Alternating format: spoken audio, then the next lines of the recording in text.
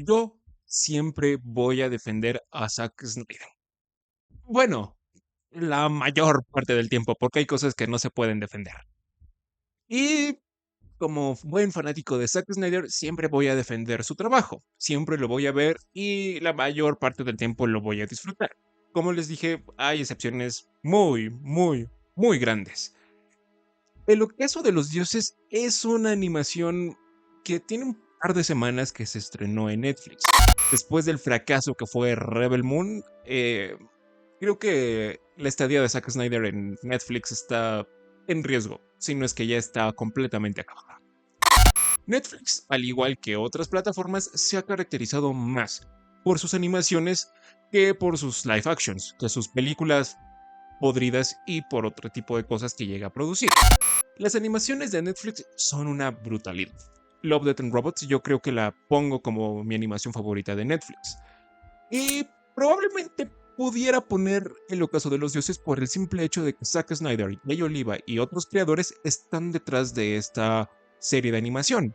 Me llamó la atención que en pleno 2024 y por el fracaso que fue Rebel Moon en crítica con Netflix, pues estrenaran esto.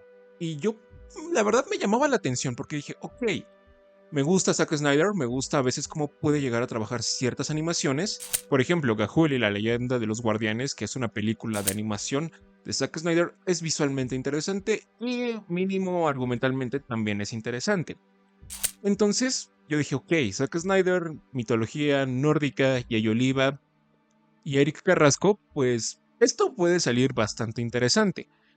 Y extrañamente, eh, no fue tan mala como pensé que iba a ser, o no fue como tan extraño, tan experimental a tal punto que llegó a ser aburrida como yo pensé que iba a ser. De hecho, me la pasé bastante bien viendo esta serie, pero no es tan perfecta del todo. Es buena, pero no llega a ser lo que pudo llegar a ser. Bueno, primero tenemos que hablar de la historia. En un combate, un príncipe vikingo llamado Leif se encuentra con Sigrid, una mujer medio gigante, media humana, quien le salva la vida en la batalla. Después, estos dos se enamoran y deciden casarse, después de haber hecho muchas veces el delicioso.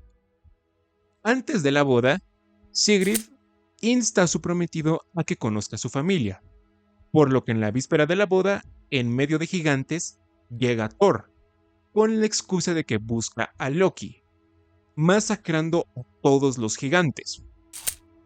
Horrorizada, al ver a su gente masacrada y llena de odio, Sigrid, con sed de venganza, busca aniquilar a Thor, por lo que Loki, al ver una oportunidad, le dice a esta mujer que debe reunir un equipo que le ayude con su venganza en contra de los dioses.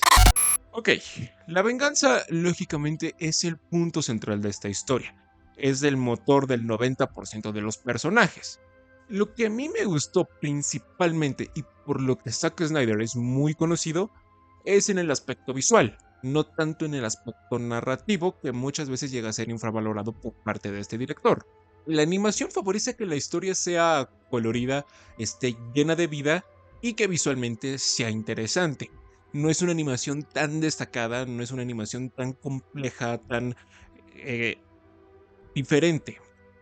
Cae en el 2D, pero no es tan tradicional. No es como estas series que puedes encontrar en cualquier lado, a cualquier hora, en cualquier canal de televisión.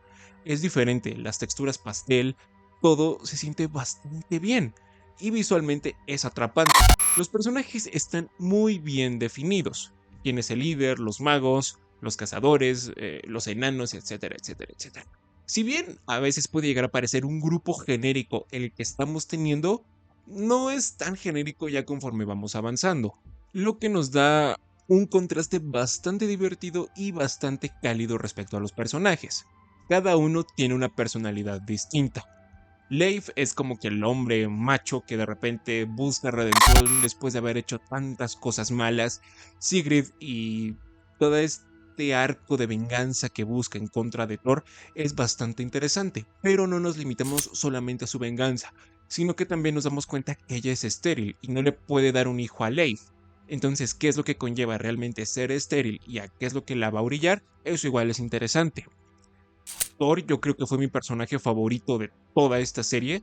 Es un despiadado, es un desgraciado fornicador que no vela por nadie más que por sí mismo y por sus intereses.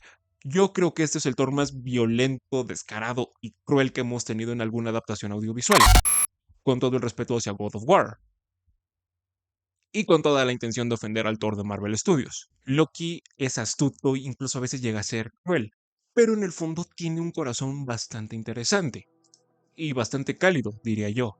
También tenemos algún personaje por ahí que busca reencontrarse con sus hijos en el Valhalla, una bruja. O sea, tenemos muchos personajes que tienen realmente buenas motivaciones y algo que los caracteriza, tanto emocionalmente y físicamente, lo que nos hace muy fácil identificarlos y que nos caigan bien o mal. Y yo creo que eso igual está bien, porque estos son personajes que amas y odias, pero en una buena manera. Thor es odioso, pero disfrutas odiarlo. Y sobre todo, la química que llegan a tener es buena, es interesante. A veces pueden llegar a ser obscenos y vulgares en un buen sentido que te sacan una risa. O pueden llegar a ser serios y oscuros, característico de Zack Snyder, que sí es como que a veces deprimente y sí te pone a pensar como de, wow, estos son una bola de imbéciles que realmente están podridos por adentro.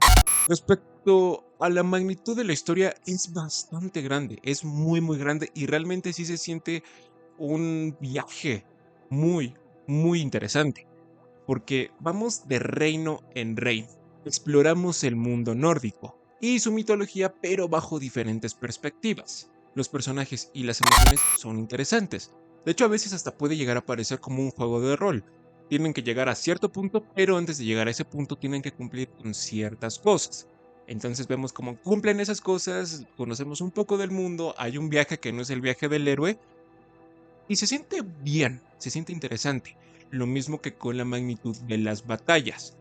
Son súper sangrientas, súper grotescas, demasiado intensas y sobre todo tienen una magnitud colosal. Literalmente tenemos dos ejércitos peleando los unos contra los otros, de diferentes razas, diferentes dioses, y lo interesante es que visualmente se ve bien. Hay mucha sangre, hay mucha destrucción y hay muchas cosas en juego. Entonces las batallas tampoco dejan nada que desear, porque cumplen con todo lo que nos prometen. Sangre, destrucción y muchas vísceras de fuera. También juega con la moral de los personajes, tanto de los humanos, de los enanos, de las razas y de los dioses. Algunos humanos llegan a culparse a sí mismos de lo que hacen o de lo que les pasa, y otros llegan a culpar a los dioses, por lo que vemos dilemas éticos y morales, que acercan o alejan a los personajes de su venganza o de su cometido. Y esto creo que fue interesante porque nos da una perspectiva diferente del heroísmo que maneja esta historia. La música de Hans Zimmer, o sea, aquí no está solo, viene con otros compositores, pero la música de nuevo no pasa a ser como que el acompañante, pasa a ser un personaje más. Y sí le da esa intensidad a las batallas, sí le da ese dramatismo que requiere cuando es necesario usar el drama, y sobre todo en las escenas de delicioso a veces funciona bastante bien. Pero sí, o sea, la música instantáneamente te llama la atención.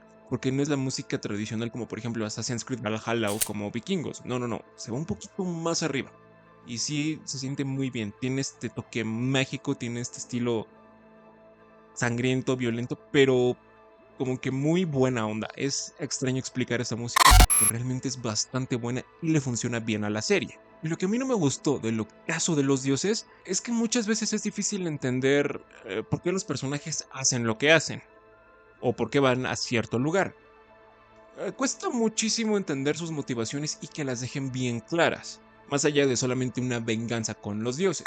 Porque si bien nos van explicando poco a poco cuáles son los reinos, qué dioses son cuáles, y etcétera, etcétera, etcétera, nos explican los lazos que tienen los dioses, por qué Loki odia a Thor y viceversa. Entonces es interesante esa parte, pero muchas veces nos cuesta trabajo entender por qué están haciendo eso. Así que esto provoca que nos sentamos perdidos en muchas ocasiones y que no entendamos al 100% qué está pasando. El final es decepcionante, tengo que admitirlo, es muy decepcionante.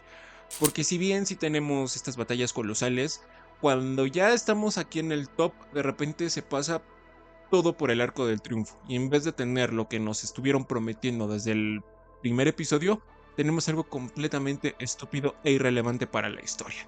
El delicioso dentro de esta serie muchas veces es innecesario e incómodo. Y por no decir que a veces da cringe. Había veces en que yo la estaba viendo y decía, "Oh, ¿en verdad es necesario que pongan tanto ahí?". Entiendo que a veces sea necesario y que lo quieran poner, y hay veces que sí funciona, pero el 70% de las veces está de sobra el delicioso, y más que a veces verse interesante o deseable, da cringe. Entonces, la parte del delicioso llega a ser incómodo. Y sobre todo estas escenas bisexuales que llegan a tener los personajes, es como que, ay, no se siente tan deseable como podría suponerse. Incluso a veces llega a caer en este estilo pornográfico, que no es interesante de ver, que no aporta nada a la historia, simplemente es como que está ahí, es ruido, pero nada más. No tiene algo que aportar, más allá de, mira, están teniendo delicioso, somos muy atrevidos. La serie dura muy poquito, 8 episodios. El octavo dura 42 minutos, los demás duran casi 30 minutos. Entonces es fácil de ver, es bastante digerible. Creo que es un buen trabajo. Jay Oliva, si le suena, es el que ya ha trabajado en muchísimas ocasiones con DC en animaciones. Zack Snyder, lógicamente, mi Dios, me encanta Zack Snyder, siempre lo voy a defender. Y creo que no es lo que pudo llegar a alcanzar a ser, pero tampoco es basura, no es algo así que tú digas, wow, esto es una porquería como lo fue Rebel Moon. Esto, cuanto mínimo, es interesante, nos da una perspectiva diferente de la mitología nórdica, lo que es ser Dios, todos estos cambios que puede llegar a tener un Dios y todo eso es bastante interesante. Si buscan una propuesta diferente, sin duda alguna yo sí les recomiendo que vean El ocaso de los dioses. Si les gusta Zack Snyder, creo que lo van a disfrutar. Tiene todo lo que caracteriza a Zack Snyder. Violencia, slow motion, delicioso, sangre y otras cosas. Las aportaciones de los demás creadores como Jay Oliva y Eric Carrasco le funcionan bastante bien a la serie. Porque digamos que nos dan una perspectiva diferente que Zack Snyder no nos pudo haber dado. Pero eso es lo que a mí me pareció. Espero que les haya gustado. Si ya vieron El ocaso de los dioses, díganme qué les pareció. Si igual les dieron cringe las escenas de Delicioso y las sintieron, entre comillas, innecesarias, porque muchas veces sí llegan a ser innecesarias. ¿Cuál fue su personaje favorito? Y si creen que esto pueda llegar a tener una segunda temporada. Yo creo que no va a tener una segunda temporada después de lo que fue Rebel Moon, pero hay que darle tiempo al tiempo. Y bueno, esto nos demuestra que Zack Snyder mínimamente sí tiene algo interesante que contar, pero muchas veces los estudios y él mismo se llegan a meter el pie. Ah, bueno, nos vemos en la próxima.